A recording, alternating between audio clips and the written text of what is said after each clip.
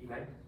Your Honor, my name is Brooke Basson, and I, along with my co-counsel, Ms. Amherst Hall. Good morning, Your Honor. And Ms. Emma Brown. Good morning, Your Honor. Represent the plaintiff in today's case, Ms. Shannon Shahid. Good morning, Your Honor. Morning. The plaintiff also has a few housekeeping matters that we would like to attend to. Maybe ask Your Honor's preferences for movement about the well. You may move about the well freely. If you are going to approach an adverse witness, please ask permission first. So, would you also like us to ask permission for approaching opposing counsel and return to the bench? No need for permission to the bench or opposing counsel, just an adverse witness. And may we assume that objections are heard constructively outside of the presence of the jury? You may. And since this is a jury trial, permission to address Your Honors as both judge and jury. You may. We also have several documents for your reference. Permission to approach opposing counsel and permission to approach with the Midlands Rules of Evidence, special instructions, gender pronouns form, complaint, available law, Midlands case law, stipulations, pre-trial order, jury instruction, and special verdict form. You may. Let the record reflect that I am showing opposing counsel these documents for their reference as well.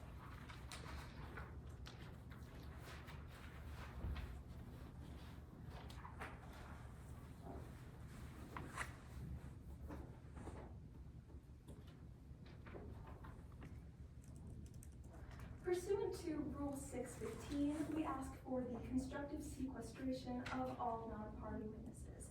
Our party witness today is Ms. Shannon Shahid. Very well.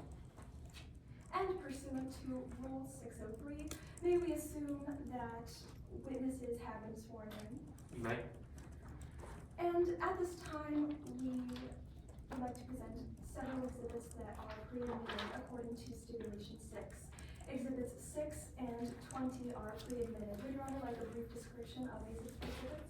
Please. Exhibit 6 is Mr. Avery Bancroft's will, and Exhibit 20 is Mr. Avery Bancroft's medical record from 2022. Very well. And furthermore, as these exhibits are permitted, the plaintiff moves these exhibits into evidence. Any objection to the defense? No objection, Your Honor.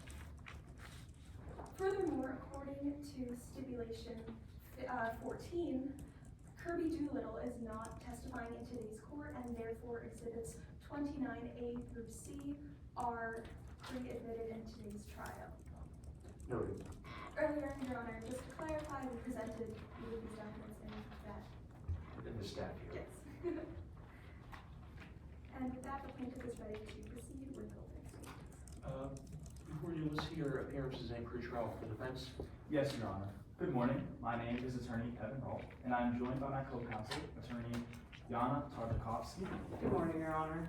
And Attorney Nicole Soares. Good morning, Your Honor. Today, we represent the defense. Joining us at the defense table is the defendant, Mr. Taylor Hobson, Good morning, Your Honor.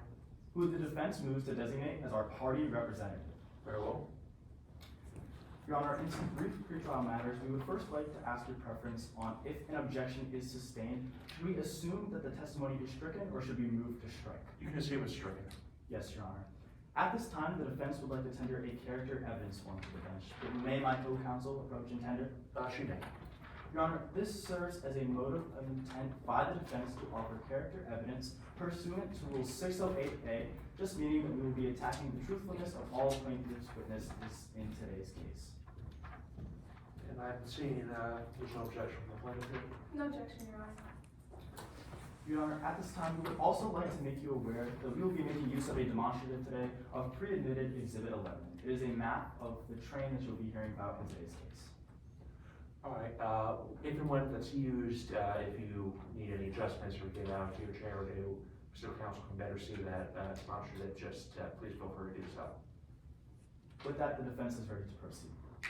All right, in that case, we can proceed with opening arguments.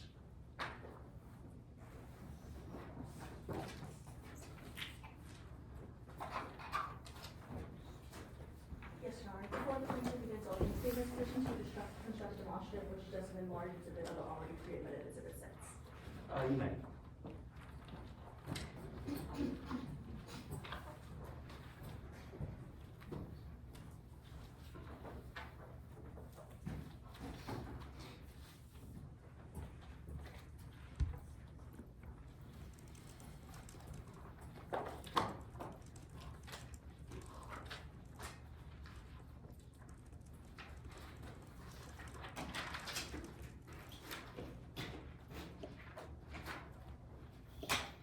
You want to see this clearly? Yes. May I proceed? You may. Your Honor, opposing counsel, members of the jury, may it please the court. This is a case about a man who was poisoned on a train and died. A man whose son had everything to gain from his death. His father took his inheritance, so the defendant took his life. On April 25th, 2024, Avery Bancroft was poisoned and then died. But what you'll learn today, members of the jury, is that Avery Bancroft was poisoned because he made a choice to change his will, to disinherit Taylor Hobson, his son, and the defendant in today's case. This is Avery Bancroft's will. At the highlighted portion, you can clearly see that upon Mr. Bancroft's death, the defendant will receive 95% of Mr. Bancroft's multi-million-dollar estate. But if Mr. Bancroft were to change his will and disinherit the defendant would go from 95% to nothing. $383 million to nothing at all. What you'll learn today, members of the jury, is that when the defendant found out that Mr. Bancroft was planning to change this will, before Mr. Bancroft could even change this will, the defendant poisoned his own father. Because he didn't want to lose $383 million. His father took his inheritance, so the defendant took his life. And that's why we're here today. Because in the state of Midlands, there's something called the Slayer Statute. The Slayer Statute exists to make sure that if someone kills someone for money, they don't then get to keep that money as a reward. Under the Slayer Statute, if a person is found to have knowingly caused another's death, they can't inherit anything from that person's estate. Think of it like this: the law doesn't let you kill someone for money. So the Slayer Statute exists, again, to make sure that if you kill your own father for an inheritance, you don't then get to keep that inheritance as a reward. We, as the plaintiff, have the burden of proof in today's case. That means that we have to prove, by a preponderance of the evidence, or simply more likely than not, that the defendant was a culpable actor in the death of his father. We will meet our burden. We will do so by showing you exactly how Mr. Bancroft intended to change his will and disinherit the defendant, and how, after the defendant found out about this, the defendant knowingly planned to poison his own father. You'll learn that on April 22nd, 2024, the defendant and Avery Bancroft boarded the Mid-Riverina Express. This was a luxury train cruise set to travel across Australia. And during today's trial, we'll hear from some of the other passengers on board this train. First, you'll hear from Miss Kelly Dews, the defendant's ex-girlfriend who was also on board the train. Miss Dews will testify to the strange interactions the defendant had, namely with his father. These were angry and loud conversations related to one thing: Avery Bancroft's will. Because again, this will that you see here is not what Mr. Bancroft wanted to leave behind. Now, Ms. Dews will testify that Mr. Bancroft wanted to change this will, wanted to disinherit the defendant, so that the defendant would go from earning 95% to nothing. $383 million to nothing. And Ms. Dews will also tell you that the defendant was well aware of this fact, well aware that if his father signed this new will, he would lose everything. Next, you'll hear from Dr. Hilary Edmonds, an expert in the medical field. Dr. Hilary Edmonds will tell you that Mr. Bancroft suffered from something called chronic kidney disease. This meant that he had to avoid certain foods, such as potassium, because potassium in any extra substance could be especially dangerous to Avery Bancroft. And Dr. Edmonds will tell you that that is exactly what she saw the defendant holding just 2 days before Mr. Bancroft's death: a bottle of concentrated potassium extract. And Dr. Edmonds will tell you that that is exactly how Mr. Bancroft died. that he died from an overdose of potassium, most likely caused by something that was slipped into his drink. Now, lastly, you'll hear from Jordan Nathanson. Jordan Nathanson was a private investigator who will tell you about the evidence and observations that she uncovered and observed while on board the train to figure out how Mr. Bancroft was poisoned. Namely, she'll tell you about a bag of loose leaf tea and teacup that the defendant gifted to his father. And Ms. Nathanson will also tell you that Avery Bancroft planned to drink this tea just hours before he died from a potassium overdose. We will meet our burden. We will prove to you that because Mr. Bancroft was planning to change his will, that the defendant poisoned his own father. And that is why, at the end of today's trial, my co-counsel, Ms. Emma Brown, will come before you and walk you through the evidence. Walk you through exactly how the defendant and the defendant alone had the means, the motive, and the opportunity to poison his own father. And that is why Ms. Brown will ask you to find the only verdict consistent with the facts of today's trial. Find the defendant liable. Thank you.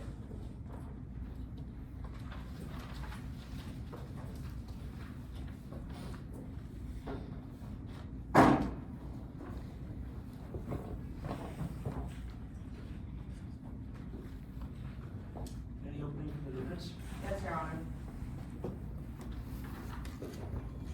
Permission to construct a demonstrative? You may.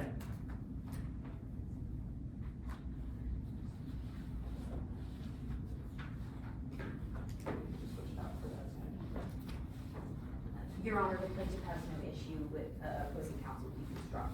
Oh, yes.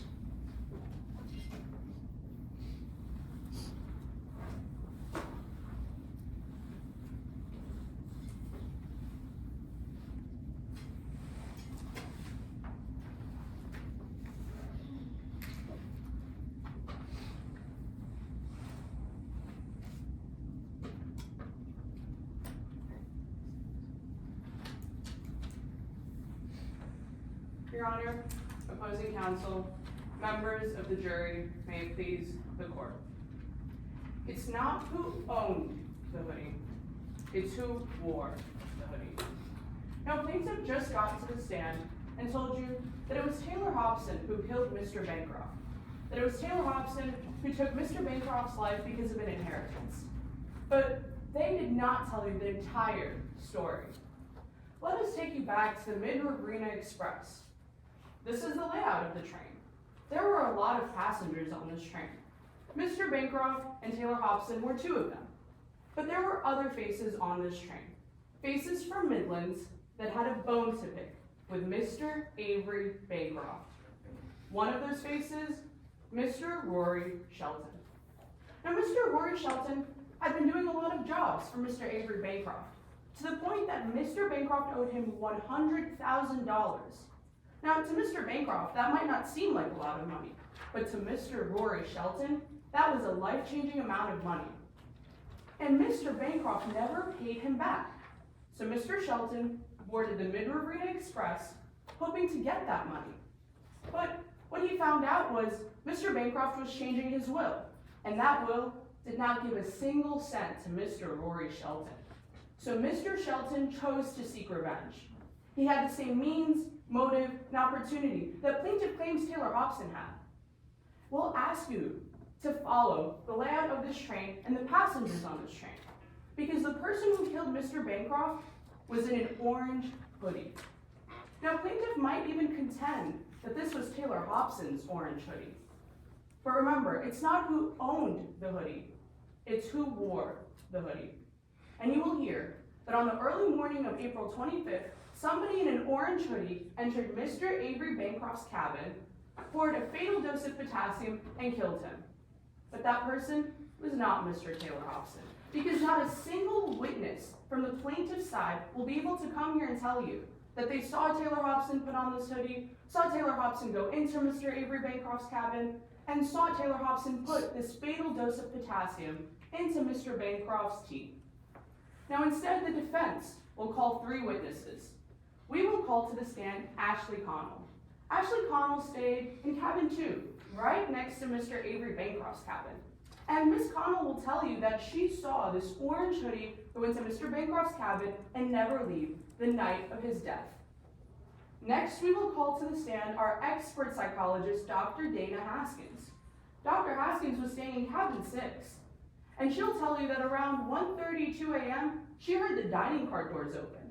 What else you will hear from Dr. Dana Haskins is that Rory Shelton was the only passenger on this train that was staying in this area on the layout. That they stayed right next to the dining car that led into the hallway that led into Mr. Bancroft's cabin. And finally, you will hear from the defendant himself, Mr. Taylor Hobson. And he'll tell you that on the night of Avery Bancroft's death, well, he had a conversation with Mr. Rory Shelton. That he knew Mr. Rory Shelton was on the train to ask for money, and that Mr. Rory Shelton was searching up Mr. Bancroft's medical records.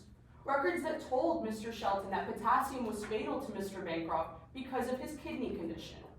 Mr. Hobson will also tell you that he gave his orange hoodie to Mr. Shelton. A hoodie that Mr. Hobson may have owned, but was not wearing that night. Now, we are in court today because plaintiff has a burden to prove. They have to tell you that it is more likely than not that Taylor Hobson either killed Mr. Bancroft or participated in his murder. If they do so, they can take Mr. Hobson's inheritance. But members of the jury, we don't have a burden as the defense. We're here to tell you that there's another suspect that the plaintiff failed to investigate, failed to look into the motive, means, and opportunity of Mr. Shelton, and that they went straight for Mr. Hobson. But we don't have to prove this to you by a preponderance of the evidence. The plaintiff has to do that. And if they don't, they cannot take Mr. Hobson's inheritance. Because it wasn't who owned the hoodie. It was who wore the hoodie. And you will hear that that was Rory Shelton. And at the end of today's case, my co-counsel, Attorney Suarez, will ask you to find the defendant not liable.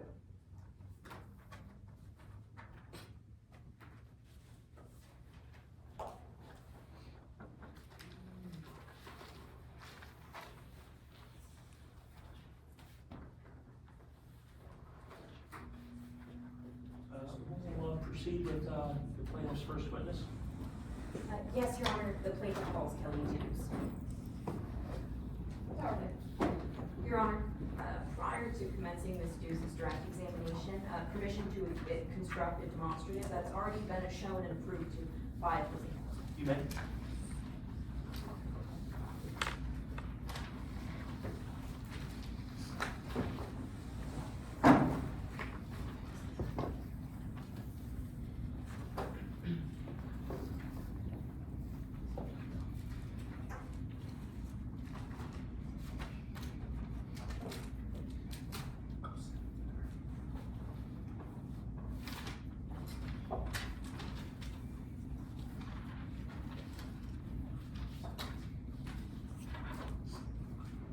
Your Honor, may I proceed? You may. Your Honor, if I may I ask to sit over there so I can see the demonstrative and the witness? Go ahead.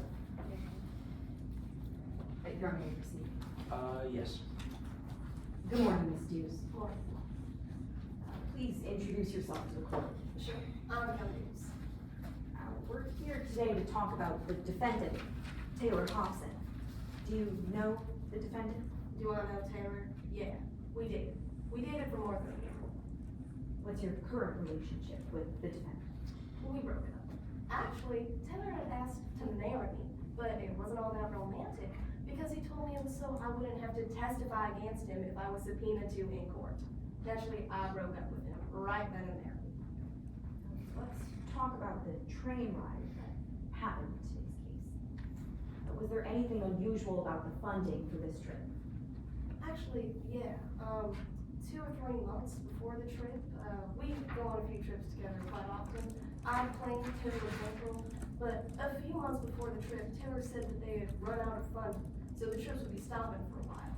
So naturally, I was surprised when Taylor approached me with this whole planned out ocean adventure, including the train ride, and had fun.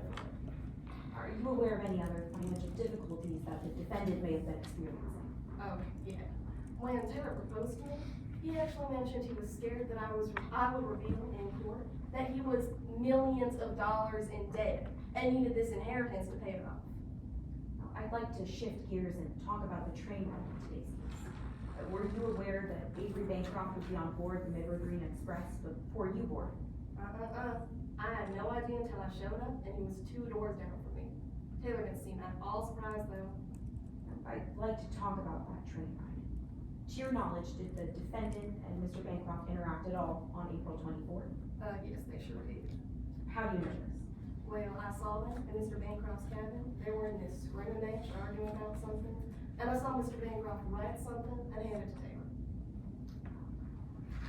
Were you able to see what Mr. Bancroft wrote? Yeah, I was outside the cabin, but I'm a bit of a snoop, so I got out my phone and I zoomed in to see what he had written and what he had handed to Taylor. Would you recognize what he handed to the defendant if I showed it to you in court today? I sure would. Your Honor, may the record reflect that I'm showing opposing counsel Exhibit 8. Your Honor, would you like a copy of this exhibit? Please. Thank you, ma'am. Ms. Dews, what is this exhibit? It's, the last will and testament of Avery Bancroft. Is that exhibit what you saw in Mr. Bancroft's? Yes, it seems to give all his money to the victims of the Black Bear Casino fire and basically disinherits Taylor. Except there is one difference. It wasn't at all ripped up when I had seen it handed to Taylor. Is it a fair and accurate depiction of the will as you saw it? Other than the ripped up part, yes it is. Your Honor, at this time, the plaintiff would like to move Exhibit 8 into evidence. Any objection? Yes, Your Honor, if hearsay isn't hearsay, the entire document is an out-of-court statement being held for the truth of the matter. Any response? Yes, Your Honor, under 801C2, this is an admissible piece of evidence. Your Honor, this is not being used for the truth of the matter, but rather for the subsequent action of the defendant. Your Honor, it's the plaintiff's contention that based on receiving this document that disinherited the defendant sprung into action and knew that they had to kill their father in order to receive their inheritance. Response? Yes. Once again, the will is unsigned, it's been torn up. The plaintiff won't be able to lay any testimony that Avery Bancroft actually intended to go through with this. So contending that this is subsequent action would mean that Avery Bancroft actually intended to act in the way that the will is written. Again, it's regardless of that, it is still hearsay within hearsay. It's out of court statement being held for the truth of the matter. What is the, one level of hearsay here is the paper itself. What's the other level of hearsay here? Well, the document in itself is hearsay, so a statement extracted from the document would be hearsay within the entire document as hearsay. Any response? Yes, Your Honor, while we agree that this is an out-of-court statement that's being brought into court, that this document is not being used for the truth of the matter. Unlike what opposing counsel mentioned, we're not using this document to prove the subsequent action of Mr. Bancroft or his intent to disinherit the defendant. Rather, we're using this to prove the effect on the defendant in today's case. All right, that means I'll go overrule the objection. Your Honor, is Exhibit 8 entered into evidence? It is. Now, Ms. Dews, what is this document? As I said, it's supposedly the last will and testament of Avery Bancroft. Now, I'm uncovering this card that says that on April 24th, Avery Bancroft wrote a new will that disinherited the defendant. Does this text accurately reflect what happened and when it happened? It accurately reflects what I saw through that window, yes. Objection, this will is unsigned, they cannot be testifying to this, this is misleading to the jury. I'll go overrule the objection. Yes, Your Honor. Ms. Dews, did you see the defendant again that day? Yes, I actually saw them at dinner that night. Did you and the defendant speak about anything? Yeah, actually Taylor had mentioned something about figuring out a way to deal with his father. Did the defendant tell you what that meant? No, because then Mr. Bancroft loudly claimed to the entire train that he would be leaving the train early the next day. Objection to hearsay as to Bancroft's statements? Any response? Yes, Your Honor, this is not hearsay. This falls under the hearsay exception, 8033.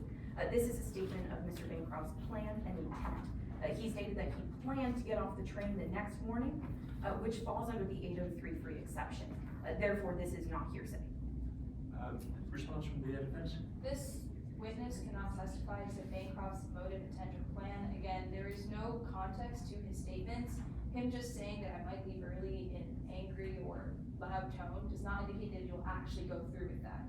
When it's pursuant to the hearsay exception, as on page 11 in the mid-agreement, in the MRE rules of evidence, it states that a statement of the declarant's then existing state of mind or emotional, sensory, or physical condition, but not including a statement of memory or belief to prove a fact remembered or believed unless it relates to the validity or terms of the declarant's will. Again, they cannot lay enough testimony to prove that this was actually Bancroft's will and intent to leave the train. Your Honor, may I be heard briefly? You may. Your Honor, I believe that opposing counsel skipped over a critical part of this rule. This states that a statement of the declarant then existing state of mind, such as motive, intent, or plan, is permissible hearsay. Your Honor, if I may make an offer of proof. No need, I'm going to overrule the objection. Yes, Your Honor. What did you hear Mr. Bancroft say? Yeah, I think the whole train heard that he was planning on leaving the train the next morning. To which Taylor angrily muttered to me, it was time for Plan M, and then left the train car. Did you see the defendant at all later that night? Actually, no. We were sharing a room, but when I went to bed at 10 p.m., Taylor still hadn't come back. I went to sleep. I know he came back by the morning, but I had no idea when he came back to our room. Ms. Dews, I'm uncovering this text which says that at 10 p.m., Ms. Dews went to bed without the defendant. Does this text here accurately reflect what happened and when? Yeah, exactly. Now, I'd like to talk about the morning of April 25th. What can you tell me about that morning? Yeah, I remember we woke up to screaming outside our door. Well, at least I woke up. Taylor was already awake, standing by the window. What did you do when you saw that the defendant was already awake? Well, I wanted to get up and see what was going on, but Taylor had stopped me. Did you say anything to the defendant? Yeah, I asked him whether he didn't want me to see what was going on, but he just kept muttering that he was sorry. Did the defendant tell you what he was sorry about? Not exactly. He turned to me and he said, look, I don't want to lie to you. I did what I had to. I did what I needed to. But I never got to hear the rest of the phrase because then a member of the train burst in and we followed him to Mr. Bancroft's cabin. What happened after you got to Mr. Bancroft's cabin? Oh, well, it was kind of awful. We saw Mr. Bancroft lying on the floor. There was a doctor and someone else there trying to revive him, but they were not able to. And he was eventually declared dead. What was the defendant's reaction to this? It was the oddest thing. He turned to me and he whispered into my ear, I should have told you first. Did you see anything near Mr. Bancroft's body when this happened? Yeah, I saw his phone. It was unlocked. There was a little memo pulled up. Your Honor, with record reflect that I'm showing it's opposing counsel exhibit 30. Would Your Honor like a courtesy copy of this exhibit? Please. Ms. Dews, what is this? This seems to be an image of the memo I saw pulled up. Is it a fair and accurate depiction of the memo that you saw pulled up? From what I remember, I think so, yes. Your Honor, at this time, the plaintiff would like to offer exhibit 30 into evidence. Any objection? Yes, Your Honor, to hearsay to Avery Bancroft's statements. Any response? Yes, Your Honor. Under the rule 804B2, this is an exception to hearsay. 804B2 outlines a statement made under imminent death. Your Honor, pursuant to stipulation 8, this note was written at 4:57 a.m., only moments before Ms. Dews testified that she heard screaming that someone was dying. Your Honor, not only that, this note clearly outlines, think I'm dying, believe I've been poisoned, how could do this. 804B2 outlines that the statement made must describe the circumstances of the death or of the cause. Your Honor, this note does both. Therefore, this is an exception to hearsay.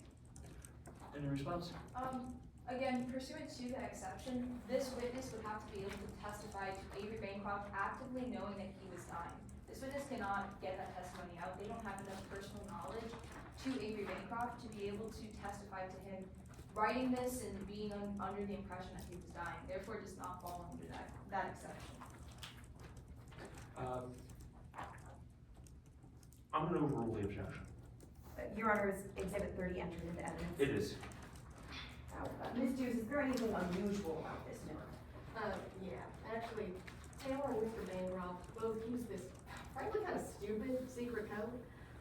The first letter of each sentence sometimes spells out a little secret message or phrase. And the Objection, lack of personal knowledge. How is this witness testifying to Avery Bancroft and Taylor Hobson's secret code between the two of them? Any response? Your Honor, I believe that this witness just explained that the defendant had told her about this secret code that the defendant and his father would have used. Response? Yes. This witness would not know if this is in the note or not. Again, if Taylor Hobson had mentioned this to this witness, it would be Taylor Hobson finding out about that secret code. I'm going to, at least temporarily sustain the objection. If you can lay the foundation as to how Ms. Dews, was familiar with this practice, then we can revisit the objection then. Yes, Your Honor. Ms. Dews, did the defendant ever tell you about a secret code that he and his father used? Yes, actually, Taylor and I would use the secret code together in our secret messages. He signaled to me when he was using it by signing off with his first initial. Instead of saying Taylor or Tay or Taylor Bancroft, he signed off with the letter T. And he said that his father, Avery Bancroft, signaled using the code the same way, signing off with the letter A instead of Avery Bancroft or Mr. Bancroft or evil CEO. Your Honor, given this, is it permissible for the witness to testify to the secret code? Any objection from, defense? Again, I feel that this witness would have to be present at the time this note was written, or at least be more familiar with this exhibit to be able to testify to a secret code within this exhibit. I'm going to overrule the objection at this time. Yes, Your Honor. Ms. Dews, given what this note says, what would be the secret code in this message? TBH. Do you know anyone with those initials, TBH? Do I? Yeah, we all do. We stand in the court. Objection to misleading the jury. TBH can mean a variety of things. If they're going to say that that was Taylor Bancroft Hobson, that is completely misleading to the jury. This witness is not testify to that. I think that's more grounds for cross-examination than it is an objection, so I'll overrule this as an objection. Ms. Dews, do you know anyone with the initials TBH? Yes, like I said, we all do, because he's sitting in court today. Taylor Bancroft Hobson. Did you see the defendant do anything else before you left the room? Yeah, actually, I saw him pick up a teacup and a little thing of tea. Have you seen these items before? Yes, I have actually. Taylor had bought them when he had been shopping in Cher's Tool and Craft. He had told me he was planning on giving them to his father. But we actually had tea with his father together one afternoon, and I mentioned, hey, maybe you should bring the tea by him. And he said, no, I'm gonna give it to him another time. Did the defendant, to your knowledge, ever give these items to his father? Actually, yes. Taylor had told me that he gave the tea and the teacup to Mr. Bancroft on the night of the 24th, which is the night before Mr. Bancroft unfortunately passed. Thank you, Ms. Dews. Your Honor, I have no further questions at this time. Your Honor, permission to retrieve the exhibits from the witness. Yes.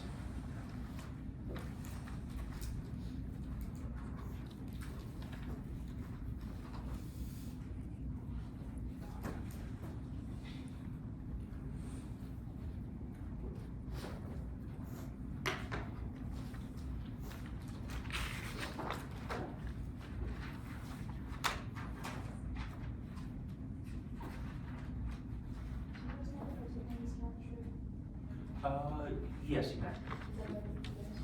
Your Honor, the plaintiff has no objections to opposing counsel deconstructing the demonstration. Very well.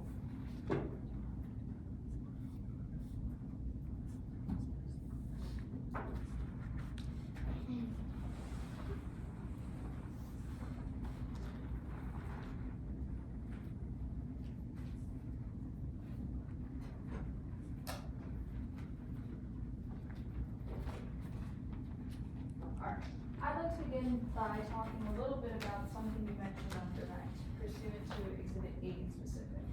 Would you recognize this topic? Yeah, like I said, well, being directed, I guess, I would recognize it. It's been pre-admitted. I just wanted to ask you a few questions. Is this document signed?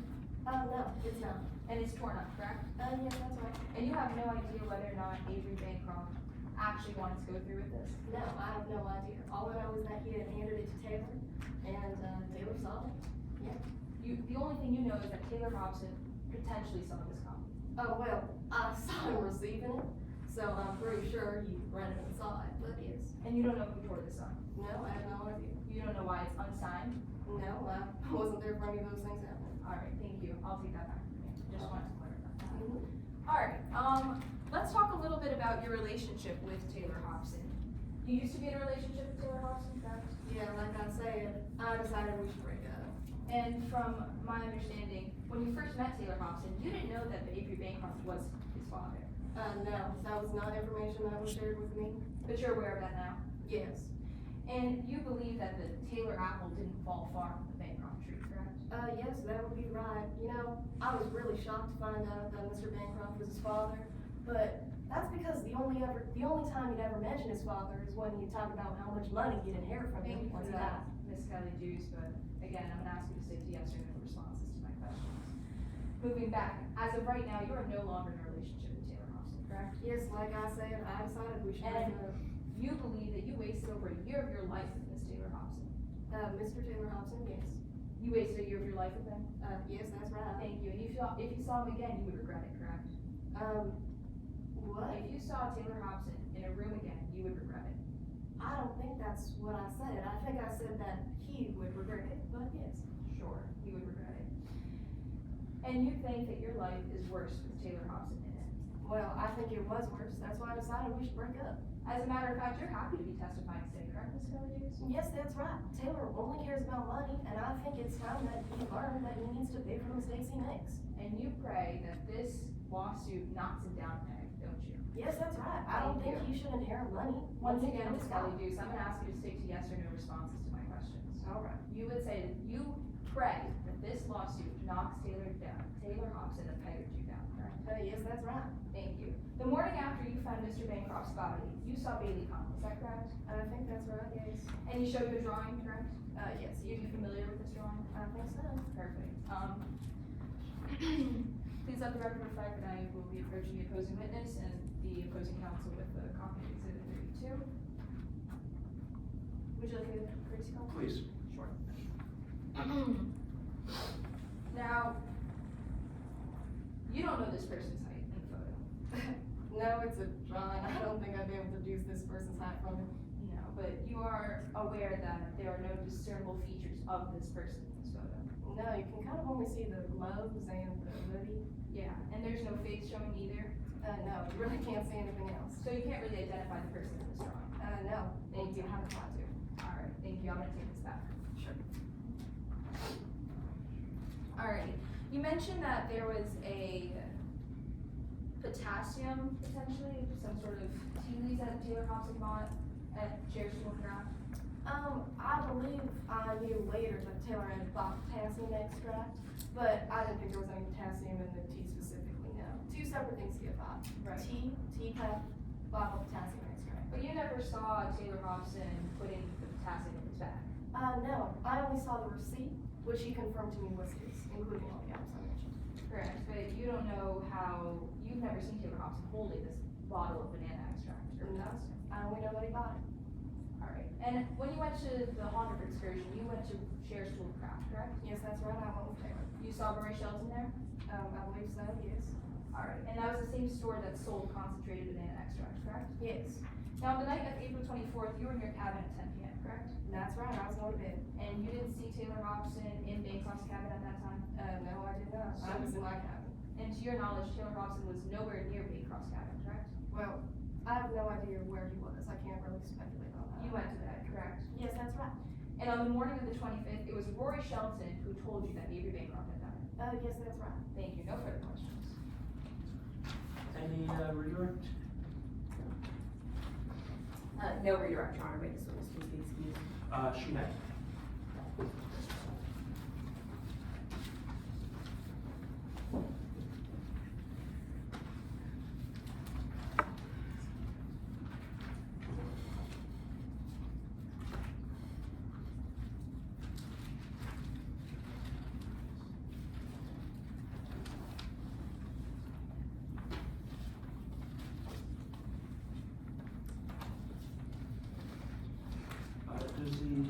have any further witnesses? Yes, Your Honor. And before we proceed, may I ask that the plaintiff timekeeper step down so that we can proceed to the content? Yes, that's fine.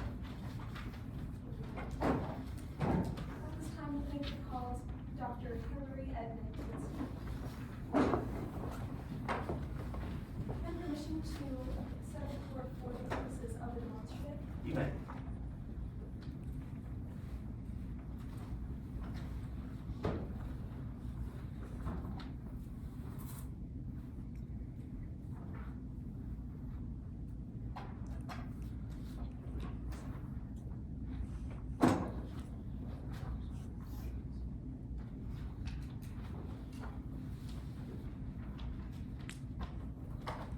Your Honor, before we begin, at this time the plaintiff offers Exhibit 19A into evidence. Pursuant to Stipulation 12, all objections have been waived to Exhibit 19A, and both parties agree that no additional foundation is necessary for admission. Is that correct? No objections? Yes, Your Honor. We don't have a concurrence. Please.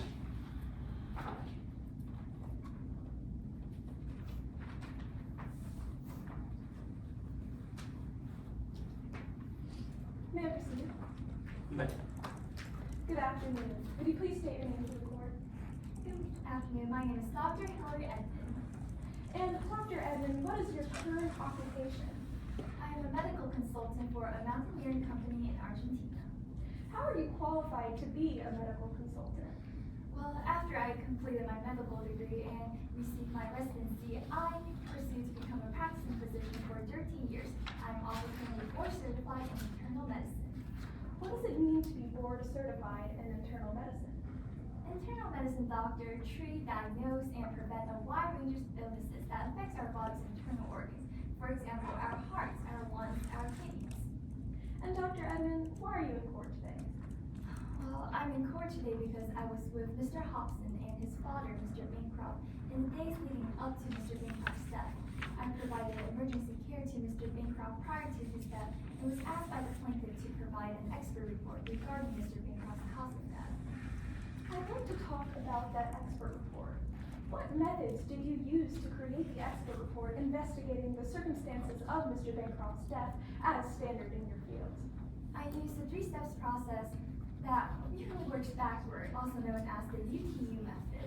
The first U refers to the ultimate cause of death, which is the final medical event that occurs to the person before they die. For example, a heart attack, and we determine this by either reviewing or performing an autopsy. The T refers to the triggering event, which is the immediate incident or condition that led to the ultimate cause of death.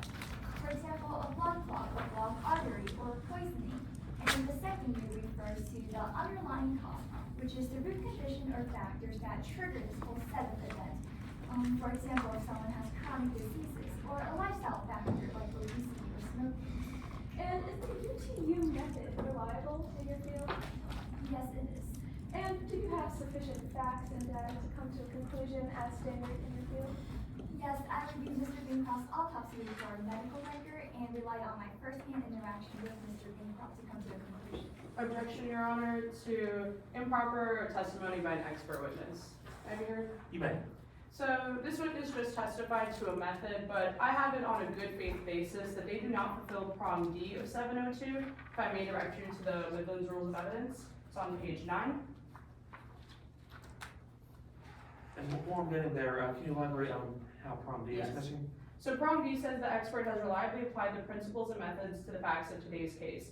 I have it on a good faith basis that this doctor had a severe bias against Mr. Avery Bancroft and therefore can't reliably apply the principles of this method to treating Mr. Bancroft or in creating this expert report. Your Honor, may I respond? You may. Your Honor, if opposing counsel has any sort of, Your Honor, if opposing counsel wants to attack the bias of Dr. Edmond, they are free to do so on cross-examination. However, there is a misinterpretation of this subsection D of Rule 702. This subsection concludes that the expert witness must have applied reliable principles and methods in order to achieve a conclusion that they've reached. Your Honor, the plaintiff has established that this witness, Dr. Edmond, has applied the UTU method, which is standard and reliable in her field, so that fulfills the quota of the reliable method, has applied it to Dr. Edmonds' conclusion in today's case, which Dr. Edmond had stated in the previous question, that Dr. Edmond had sufficient facts and data to arrive at the conclusion, and therefore this prong is met. I'm going to overrule the objection. I don't believe Midland's rules of evidence or court rules allow for a voir dire at this point, so any examination on this issue bias, I think, does have to come through in cross-examination. Yes, Your Honor. I'll ask you, Dr. Edmond, do you have sufficient facts and data to come to a conclusion as standard in your field? Yes, as I said, I reviewed Mr. Bancroft's autopsy report medical record and relied on my first-hand interaction with him to come to a conclusion. I'd like to take the steps of the UTU method one by one. First, you mentioned the first view of the UTU method, which you referred to as the ultimate cause of death. Let the record reflect that I am approaching Dr. Edmond with Exhibit 19A, which the plaintiff has established is premeditated. Dr. Edmond, what have I just handed you? This is Mr. Bancroft's autopsy report. And based on this autopsy report, what is Mr. Bancroft's ultimate cause of death? Mr. Bancroft's cause of death is a cardiac arrest, or a heart attack. I'd now like to move on to the T of the UTU method, which you described as the triggering event that led to the ultimate cause of death. Did you have sufficient facts and data to determine the triggering event of Mr. Bancroft's heart attack? Yes. And what was the triggering event? In my opinion, Mr. Bancroft consumed a potassium-rich substance in the form of liquid. Objection, Your Honor, to lack of personal knowledge. Could you elaborate on that? Yes, Your Honor. The witness has now laid foundation to them seeing Mr. Bancroft consume this potassium extract, and therefore they are speculating that this is the substance. They can't lay the foundation that they themselves have that knowledge that this is what caused Mr. Bancroft's cardiac arrest. Any response? Yes, Your Honor. Your Honor, according to Rule 705, an expert witness does not have to establish all underlying facts and data as to how they arrived at their conclusion. And you will hear in subsequent testimony that the ways in which Dr. Edmond arrived at this conclusion that ingestion of a potassium-rich substance is the most likely source that triggered Mr. Bancroft's heart attack. Your Honor, can I do really briefly? A question first. I guess for both counsel, what was the exact testimony again? Was it that she ingested some kind of potassium-rich substance or a particular potassium-rich substance? Your Honor, it was that the witness testified that it was a potassium-rich substance in the form of a liquid, and subsequent testimony will establish why it is Dr. Edmond's opinion as to this potassium-rich substance being a liquid, and the fact that it is a potassium-rich substance. Your Honor, if I may respond briefly. Before you do, if you make a proffer as to what that basis is. Yes, Your Honor. May I proceed with the line of questioning as it directly pertains to this? Yeah, let's actually do that. We'll hold your objection in advance. Dr. Edmond, you mentioned Mr. Bancroft's ingestion of the potassium-rich substance. How do you know that Mr. Bancroft ingested this excess potassium rather than produced it naturally? Well, our body doesn't naturally produce potassium, so it has to be ingested through either food, drinks, or supplements. And it was also your testimony that Mr. Bancroft ingested this excess potassium in the form of a liquid. How do you know? Mr. Bancroft's autopsy report didn't demonstrate any unique stomach substance, like a pill or food, which means Mr. Bancroft didn't ingest those to elevate his potassium level. Therefore, it means Mr. Bancroft likely ingested potassium in the form of liquid, most likely mixed into drinks like a cup of tea or coffee. Your Honor, I re-raise my objection to lack of personal knowledge. They don't know what kind of liquid it is. They didn't see Mr. Bancroft ingest this potassium. While they were talking about Rule 705, I was objecting to the lack of personal knowledge, how they have this knowledge. They didn't lay foundation that they saw Mr. Bancroft do this, that they were even in the room while he was dying. They just said that they treated him after he already started experiencing cardiac arrest. Your Honor, may I respond? I'm going to overrule the objection to the extent it's about the testimony about it being ingested in liquid form. I'm going to sustain the objection on that last bit of Dr. Hillary's testimony about it being mixed in with another liquid. Dr. Edmond, I'd now like to talk about the timeline of events. Do you have an opinion regarding when Mr. Bancroft ingested the potassium-rich substance? Yes, I do. Mr. Bancroft began to experiencing symptoms at 5 a.m. So according to the typical effect of a potassium overdose, I estimate that he ingested this potassium-rich substance between 3 to 3:30 a.m. Dr. Edmond, looking at this demonstrative, if I remove these cards, it states Avery Bancroft ingests poison and the time is approximately 3 to 3:30 a.m. Is this accurate regarding your opinion as to when Mr. Bancroft ingested the potassium-rich substance? Yes, it is. And Dr. Edmond, based on your findings, were you able to determine Mr. Bancroft's time of death? Yes, Mr. Bancroft died at 5:42 a.m. Dr. Edmond, if I remove this next card, it states Avery Bancroft dies from a potassium overdose. 5:42 a.m. is the timestamp listed. Is this accurate regarding your opinion as to when Mr. Bancroft died? Yes, it is. I'd like to move on and talk about the second view of the UTU method, which you refer to as the underlying cause that led to the triggered event. Do you have sufficient facts and data to determine the underlying cause of Mr. Bancroft's high potassium levels to a reasonable degree of scientific certainty? Yes. So what was this underlying cause? Well, according to Mr. Bancroft's autopsy report and medical record, Mr. Bancroft did not have a healthy kidney. Mr. Bancroft suffers from chronic kidney disease, which impairs his kidney's ability to filter out excess potassium effectively, and this makes him particularly vulnerable to a potassium overdose. Dr. Edmond, during your time on the Mid-Meridian Express, as well as based on your, investigation as to the circumstances surrounding Mr. Bancroft's death, did you find any information confirming that any other passenger aboard the Mid-Riverina Express knew of Mr. Bancroft's chronic kidney disease diagnosis? Yes. Objection, Your Honor, to lack of personal knowledge. They asked if they had found out this knowledge while investigating of some sort. This witness is a doctor, I believe, and so they wouldn't have the knowledge to then go and investigate in other passengers whether or not Mr. Bancroft had chronic kidney disease or didn't. Your Honor, may I respond? You may. Your Honor, this question is particularly limited to the personal knowledge of Dr. Edmond. Dr. Edmond was a passenger aboard the Mid-Riverina Express, and therefore has personal knowledge as to it, as well as conducted. When I refer to the investigation, I'm referring to the act of creating the expert report that Dr. Edmond has created, and therefore has used a variety of resources, including the autopsy report and medical records of Mr. Bancroft, and therefore has the necessary personal knowledge to conclude on whether or not Dr. Edmond knew of anyone else who knew of Mr. Bancroft's chronic kidney disease diagnosis. Before we, let's, I guess, hear a proffer of what basis this doctor is basing her personal knowledge off of on this point. Yes, Your Honor. If, when testifying, Dr. Edmond will state that during her creation of the expert report, she used a medical report, which has already been pre-admitted as Exhibit 20. And this medical report states that the defendant was present at a doctor's appointment in 2022 when Mr. Bancroft was diagnosed with chronic kidney disease.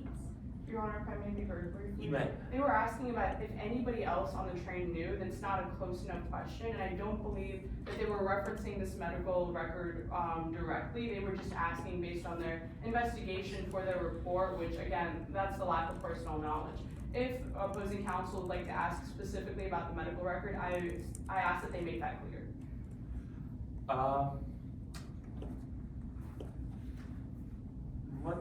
So counsel, if they opt to proffer this medical record, is there an objection to be raising on that? No, Your Honor, the exhibit is pre-admitted. I just asked that they narrow their question to about the medical record and not make it seem that they were asking other passengers on the train whether or not they knew Mr. Bancroft had CKD or anything of the sort about his medical conditions.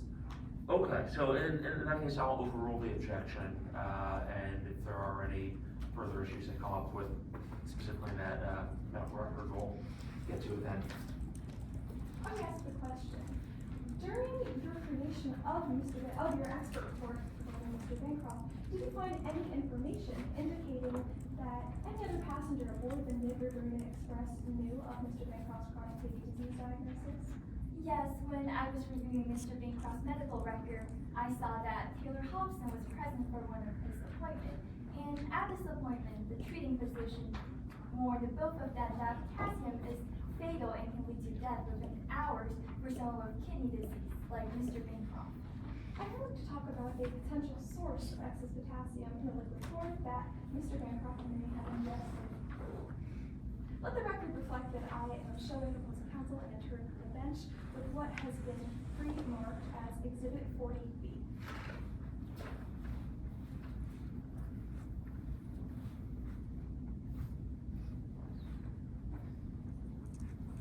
Dr. Edmond, what have I just handed you?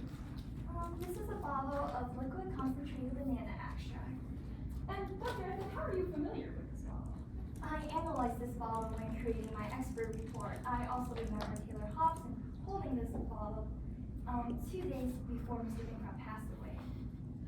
Your Honor, based on your knowledge of potassium, as well as your knowledge of this bottle, could the amount of potassium within this bottle have caused Mr. Bancroft's potassium levels to skyrocket? Yes, even a small amount of Objection, Your Honor, to lack of personal knowledge again.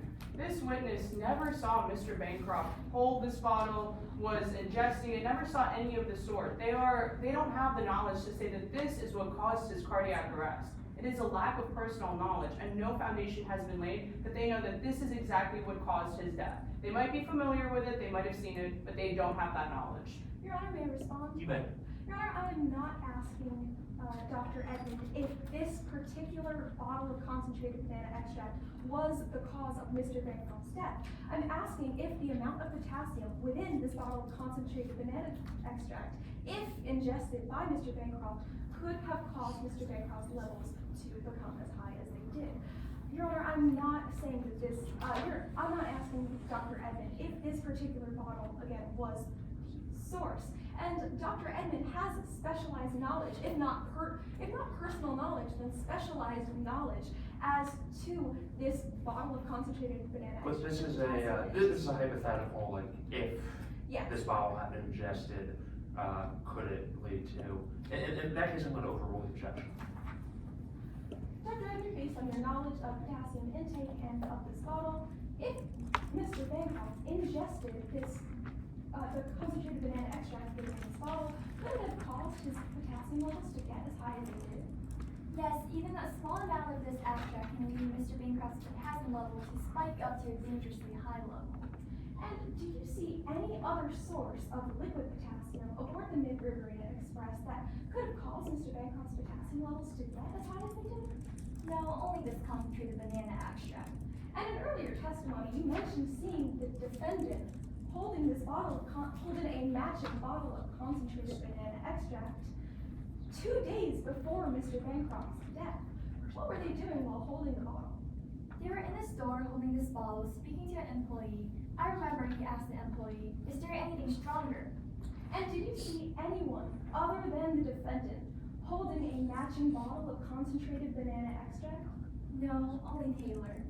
No further questions, Your Honor. Any, cross-examination? Yes, Your Honor.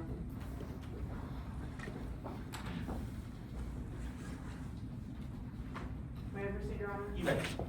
I'm gonna pick up right where you left off, Dr. Edmond. You said that you saw this banana extract on the train? I saw it at the craft store. It was later given to me to analyze as part of the exhibits. Dr. Edmond, I'm redirecting you back to my question. On direct examination, you said you saw this bottle of liquid banana extract on the train. Isn't that right? Objection, asked and answered. I'm gonna overrule the objection. Now, redirecting you back to my question, you on direct examination just now said you saw this bottle of banana extract on the train. Isn't that right? I said I saw Taylor holding it at a craft store. You said you saw it on the train, Dr. Edmond, on direct examination. As I said that Taylor was holding this at a craft store. Alright, let's talk about this. You never saw Taylor Hobson buy this banana extract, isn't that right? No, And you never saw this bottle on the train, correct? not on the train, but I saw Taylor holding this bottle and checking it out, asking questions to the employee about the specific of this banana extract. That's not what I asked, Dr. Edmond. You never saw this bottle on the train, isn't that right? Yes, that is true. And you never saw Taylor Hobson with this bottle on the train, isn't that right? Again, not on the train, in the craft store. And you said you saw Taylor Hobson holding this banana extract? Yes, You prepared an affidavit for today's case, isn't that right? yes, It's a fair and accurate or you had up until this morning to change this affidavit? yes. Permission to approach the witness with their affidavit. You may. This is your affidavit at the top. Yes, that is correct. This is your signature at the bottom. Yes, that is true. All right.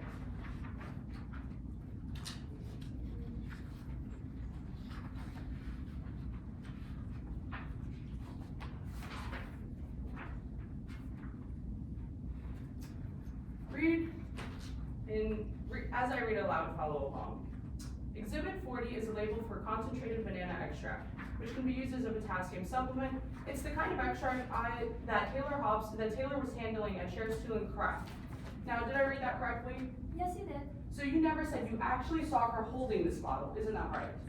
I said it in my prior affidavit that he was talking to an employee holding this bottle and asking a question about it. Dr. Edmond, I just read a line from your affidavit that said Taylor was handling this bottle, correct? Yes. You didn't go into specifics about that, isn't that right? I went into specific prior in my affidavit, just not that section particularly.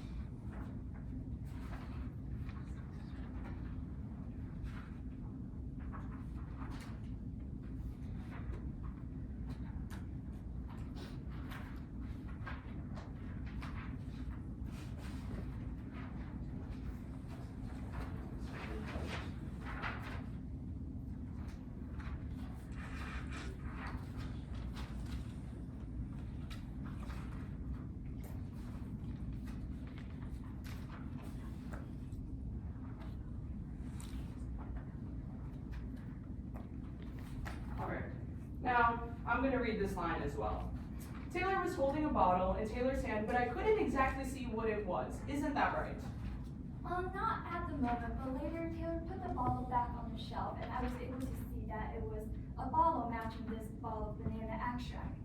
But, again, redirecting you back to my question, when you saw Taylor holding a bottle, you didn't know what that bottle was. Isn't that right? Like I said, not at the moment, but Alright. he did put the bottle down later and I was able to see. Alright, Dr. Edmond. Now I wanted to move on about some of the conclusions you were talking about based on your expert report. You'd actually interacted with Mr. Bancroft prior to the train, isn't that right? Yes, that is part of the thing I used to come to a conclusion. Before you stepped on the Mid-Riverina Express, correct? I based it off my interaction with him during the Mid-Riverina Express for my expert report. I'm just asking if you knew Mr. Avery Bancroft before stepping on the Mid-Riverina Express, isn't that right? Yes, I do. Mr. Bancroft was funding a super PAC, correct? Yes, he was. And your husband was running for a seat on the Midland State Supreme Court, correct? Well, it's my wife actually, but I'm so yes. sorry. I'm so sorry, Dr. Edmond. Your wife was running for that seat, correct? Yes. And Mr. Bancroft's super PAC was funded for the opponent of your wife's campaign, correct? Yes, that was true. And Mr. Bancroft released ads, isn't that right? Yes. Ads that caused your wife to lose that election, isn't that right? Yes, it was not a great time for us. And you squarely blamed Mr. Bancroft for the pain of your wife, isn't that right? Yes, after all, Mr. Bancroft was the one running the opponent's ads. And you would even call Mr. Bancroft the devil of Midlands, isn't that right? I did say that, but I tried to put his anger behind. After all, holding on angers are not good for you. Again, redirecting you back to my question, Dr. Edmond, you would call Mr. Bancroft the devil of Midlands, yes. I said that, and I tried to put that behind me. All right. And you wrote articles about biases in treating patients, isn't that right? Yes, I did. Specifically how if you had some sort of negative bias towards a patient, you shouldn't be treating them, isn't that right? Yes, but in today's case, it was an emergency, and I was the only medical consultant who are on the train that can treat Mr. Bancroft. And I want to save a patient's life. That is my job. That's fine, Dr. Edmond, but I just asked you, you wrote articles that say that a negative bias towards a patient, that's not recommended to be treating them, isn't that right? Yes, it's not recommended, and again, this is an emergency situation. I There are didn't- no other choices. Dr. Edmond, I didn't ask about the emergency situation, just that you wrote those articles, correct? Yes, I did write those. And that under normal conditions, you would not be treating Mr. Bancroft, correct? Yes, again, it's an emergency situation. All right, and now I want to talk to you a little bit about some things you testified in regards to this demonstrative. You said that Mr. Bancroft ingested poison from around 3 to 3:30 a.m., isn't that right? Yes, But you are aware that in order to come to this conclusion, you need Mr. Bancroft's baseline potassium level, correct? yes.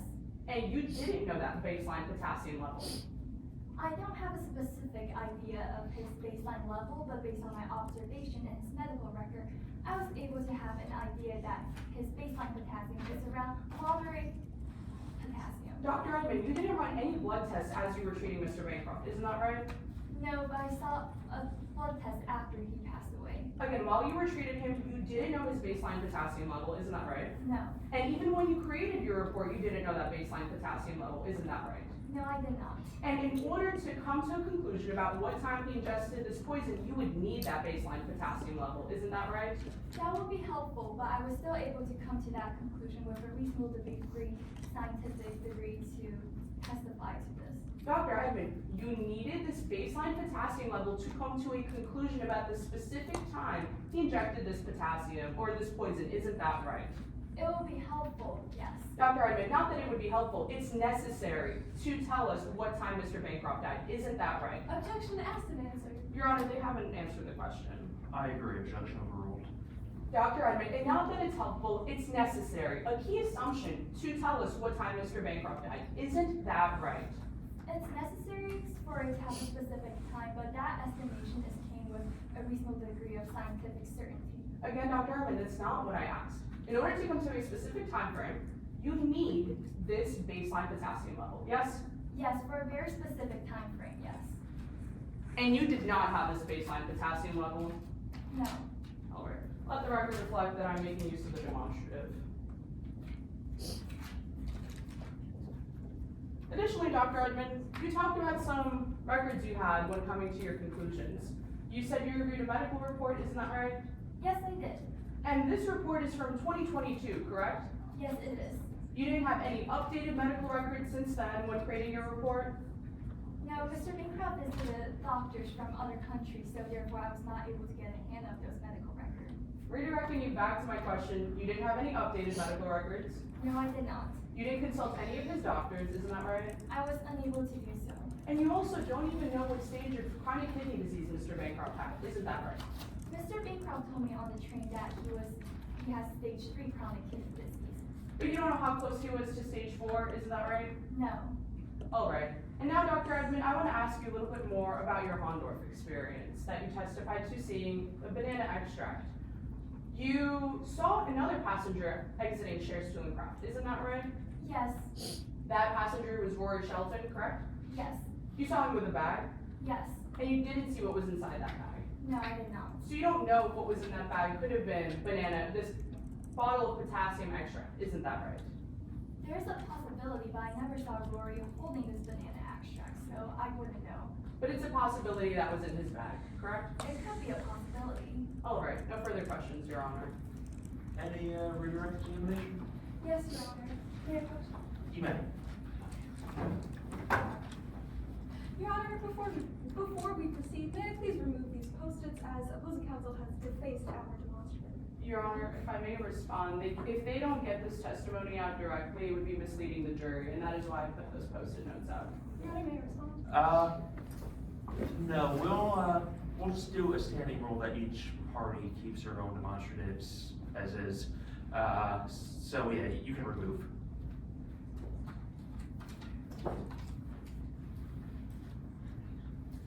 Dr. Edmond, I have one question for you. Did you see Rory Shelton holding a bottle of concentrated banana extract at any time during your trip on the Mid-River Express? No, I did not. No further questions, Your Honor. Any redirect on that limited? No, Your Honor, no recross. All right, witness may step down. Does the plaintiff have any further witnesses? Yes, Your Honor, at this time, the plaintiff calls Ms. Jordan Davidson to stand.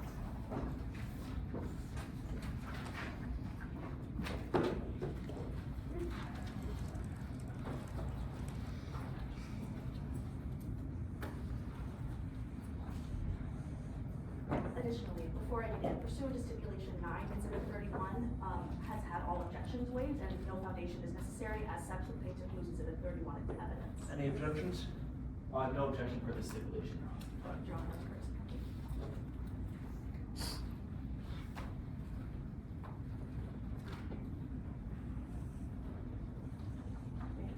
You may. Good morning, Ms. Davidson. Can you please introduce yourself to the court? Nice to meet you. My name is Jordan Davidson. And Ms. Davidson, what do you do for a living? I work as a private investigator. And Ms. Davidson, why are you in court today? I was retained by the plaintiff of today's case, Shannon Shahid, to testify on my first-hand observations on the train with Avery Bancroft and Taylor Hobson, where, unfortunately, Avery Bancroft died. I'd like to talk about that. Can you explain why you were on the train? Well, I had just wrapped up a case in Sydney and was on my way to another case in Perth. You know, I mean, I might be overreading a little bit, but I love solving mysteries. I love what I do. And you said that Ms. Shaki asked you to testify to observations you made on the train. Were you able to make any observations relevant to today's case? Of course, investigators are observant, regardless of where they are. Other than that, I was able to look over all the exhibits for today's case and spoke to many during the trip, if not all witnesses. I'd like to talk about some of those observations you made. Let the record reflect that I'm showing opposing counsel Exhibit 31 and approaching the witness. Now, Ms. Nathanson, what have I just handed you? Oh, this is a receipt from the store shares towing crafts. I found it in the trash can on the train. And it is a fair and accurate copy of this receipt? Yes. Now, Ms. Nathanson, can you please read the items on this receipt for me? Concentrated banana extract, sunblock, loose leaf tea with a cup, and sunglasses. And Ms. Nathanson, do you have any idea whose receipt this might have been? Yes, Taylor Hobson. Objection, Your Honor, to lack of personal knowledge. If I may, Your Honor. I'm going to sustain the objection until we get any foundation laid. Yes. Now, Ms. Nathanson, did you make any observations that might have led you to believe whose receipt this was? Yes. When the people from the handover excursion came back to the train, I bumped into Taylor Hobson, and he dropped a shopping bag from which this receipt fell out. I picked it up and handed it over to him, asking if it was his, and he replied, "Yes, thanks for giving it back." And Ms. Nathanson, are you sure that it was this receipt that you handed back to Taylor Hobson? Yes. As I said, investigators are observant, so I read over the list of items on this receipt before giving it back to Taylor Hobson. So, based on your observations, were you able to prove whose receipt this is? Yes, And whose receipt was that? I would say Taylor Hobson. Your Honor, at this time, I re-raise my objection to lack of personal knowledge. This witness testified to the fact that when they found this receipt during their investigation, they found it in a trash can. They also testified to the fact that while they may have bumped into Taylor Hobson, there were many other passengers that also went to Shares Tool and Craft, and they cannot tell you if any of the other passengers could have thought the same items that could have been on the receipt that they found. If I may, Your Honor. You may. The witness had just testified that not only did the receipt fall in Taylor Hobson's bag, but when handing the receipt back to Taylor Hobson explicitly said, "Thank you for giving back my receipt," and also that it was this exact receipt, and therefore, based off of this opinion, the witness's personal knowledge has laid enough foundation for her actually based perception to conclude this is Taylor Hobson's receipt. I'm going to overrule the objection. Oh, yes. So, would you say that this is Taylor Hobson's receipt? Yes, I would say it's Taylor Hobson's receipt. Now, moving on, I'd like to talk about some of the items on this receipt, specifically the loose leaf tea in a cup. Did you ever hear Mr. Bancroft talk about a loose leaf tea in a cup? Yes, actually, I'm aware of 2 occasions. Now, I'd like to break those 2 occasions down for the members of the jury.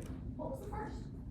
It was the evening of April 24th, 2024, the night before Avery Bancroft's death. I overheard Mr. Bancroft talking to his assistant. And were you able to hear what Mr. Bancroft said? Yes, Mr. Bancroft told his assistant that he planned to drink the tea that Taylor did. Objection, Your Honor, to hearsay of the statements of Avery Bancroft. Any response? Yes, Your Honor.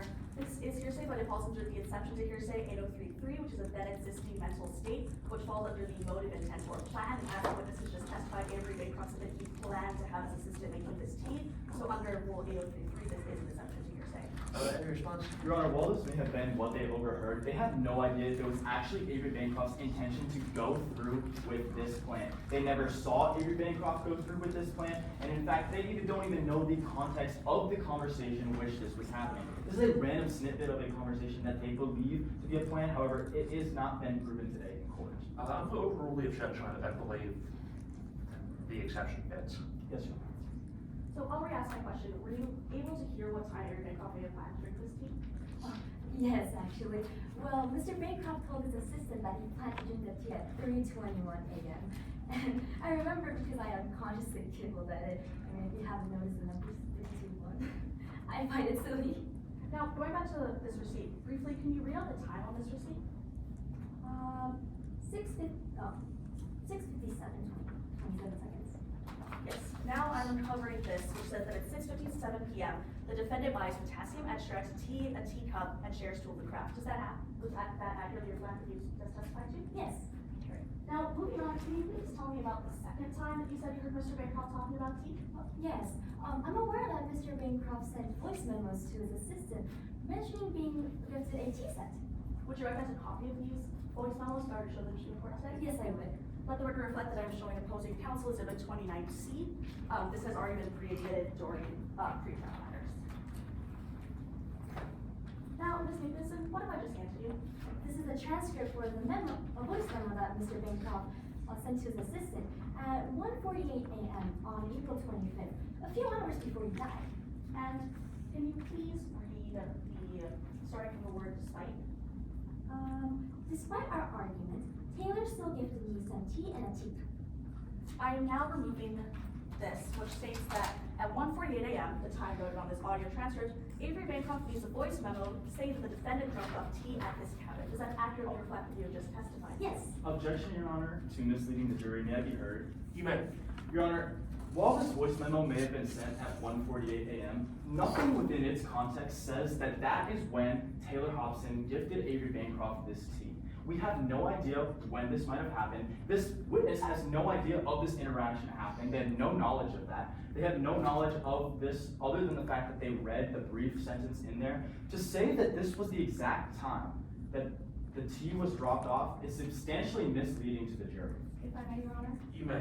The text of our demonstrator says Avery Bancroft leaves a voice memo saying the defendant dropped off tea. The 1:48 a.m. refers clearly only to the time of the voice memo, not saying that Taylor Hobson dropped off the tea at 1:48 a.m. And it's thus not misleading the jury. Your Honor, if I may, You may. I stand by my objection. It is the plaintiff's contention today that Avery Bancroft must have ingested this at around 3 in the morning. The fact that they would have dropped it off at around 2 in the morning is substantially misleading, as it would lead one to assume that he must have drank it just an hour after receiving it. I'm going to overrule the objection. So, can you please reread what, read from the slide again? Yes, of course. Despite our argument, Taylor still gifted me some tea and a teacup. Now, moving on, can you please read the last two sentences of this transcription? Of course. Sometimes I question if Taylor is my gift. If I were in Taylor's shoes, the only thing I would gift would be poison. Thank you. No further questions, Your Honor. Any cross-examination? Yes, Your Honor.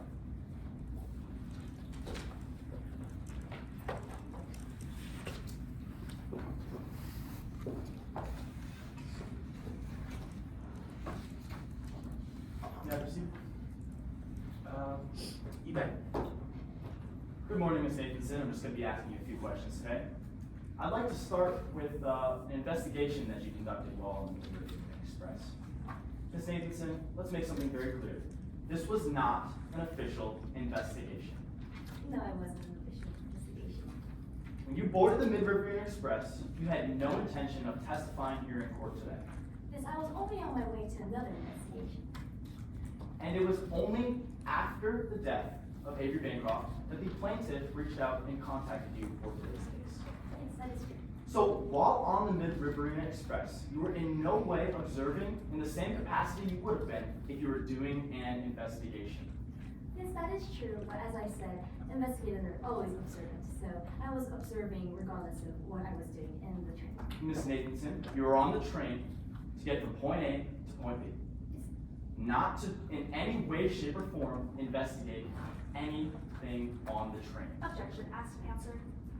Your Honor, I'm rephrasing my question in a different form for clarity of the jury. The opposing counsel has already asked this question several times over. I'm gonna overrule the objection. You were never asked by the Australian police to investigate the scene. They allowed me to look at the exhibits for today's case as a fellow investigator and someone on the train. However, you never looked at the crime scene. I was there at the crime scene as a person who was on board. You never handled any of the evidence. I was only able to look over the exhibits that were given to me by the Australian police. You never touched any forensics. No. And let's talk about what else you didn't do in preparation for today's case. You testified to the fact that... Objection, Your Honor, as counsel testifying to specifically the phrase, as what else you didn't do, that is misleading to the jury, and I would just ask the opposing counsel to refrain from testifying. Overruled. In preparation for today's case, you never read any affidavits of the other eyewitnesses. I was only able to read Bailey Connell's application. You read Bailey Connell's deposition, but you never read any affidavits of the other eyewitnesses. Yes. Or any expert reports of the other eyewitnesses. Yes. Alright.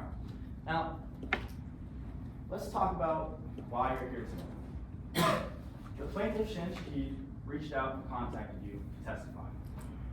And if they are to win, you will receive $250,000, correct? Yes, that is the contingency that I am receiving from testifying today. It is 0.1% of what she will receive. But to be clear, you only receive $250,000 if the plaintiff wins today's case. That is true according to my knowledge. Now, let's talk about one of the interactions you had on the Express. You actually talked to Avery Bancroft while on the train, correct? That is true. And he offered you $5 million to try and figure out who would want to harm him on the train. Yes, that is true. And you declined $5 million. Yes, as I said, I was on my way to another investigation, so. But that's not the reason why you declined $5 million. You declined $5 million because you knew Avery Bancroft looked bad in the public eye. Yes, he's a And very controversial figure in the Midlands. And that trying to find someone who would have wanted to harm him would be like trying to find a needle in a haystack. Yes, and that is true and the reason why I declined, but I felt bad, so I gave him a word of advice. Okay, but regardless, you declined $5 million. Yes. Now, you've actually worked for the plaintiff, Shan Shahid, before, is that right? Yes, that is true. You do cases for them about 3 to 4 times per year? Yes, and that makes me very happy that my clients are coming back to me. That makes me think that I'm doing my job correctly. And you've been working for her in about 3 to 4 years? Yes, that is true. And you actually advertise your services for testifying in court, correct? That is what is on my brochure. Yeah, you made a brochure to which you wrote every word of. Yes, that is true. And you personally handed that brochure to Shan Shahid when you were trying to hire her. I give that to all my clients or people who may hire me in the future. Ms. Nathanson, you personally handed that brochure to Shannon Shahid. Yes, as the owner of Nathan's Investigations, I hand these brochures to everyone that may become my client. So just any yes or no, you handed the brochure to Shannon Shahid. Yes, And you recognize that brochure if I showed it to you today? of course, I wrote them. Permission to approach the witness with Exhibit 2. You may. Would Your Honor like a copy? Please. Thank you. I will be using the backside. Now, Ms. Nathanson, is this your brochure? Yes, it is. Is it a fair and accurate copy? Have any alterations of any kind been made? No. Your Honor, at this time, I'd like to move Exhibit 2 into evidence. Any objection? No objections, Your Honor. Now, Ms. Nathanson, I'd like to direct your attention to 2 of the statements on this document. If we look to the bottom left, under surveillance, it says, if there's dirt to be found, and even if there isn't, we will find it. Correct? That is correct. And now, over on the right side, as well as the bottom, under trial testimony, at the very bottom it says, we know how to present the facts. Let the record reflect that the word facts is in quotations in a way that gets you what you're looking for. Yes, Did I read that correctly? oh yes, that is correct. All right, Ms. On Nathanson, I line- can take that back. So, Ms. Nathanson, when you handed this to Shannon Shahid, what she thought she was hiring you for was to testify about facts and dirt even if there isn't Objection, any. Your Honor, improper opinion. Overruled. Ms. Nathanson, when you handed that brochure to Shan Shahid, she thought she was hiring you to testify about facts and dirt, even if there isn't any. I would never know what she thought when I was handing it over to her, but I would like to mention something else on the brochure. Ms. There- Nathanson, I'm gonna ask you to stick to my question. That is what you advertise your services as? Yes, that and other things that are on the brochure Okay. that was not mentioned. Thank you, Ms. Nathanson. Now I'd like to go ahead and talk about one of the exhibits that you reviewed today.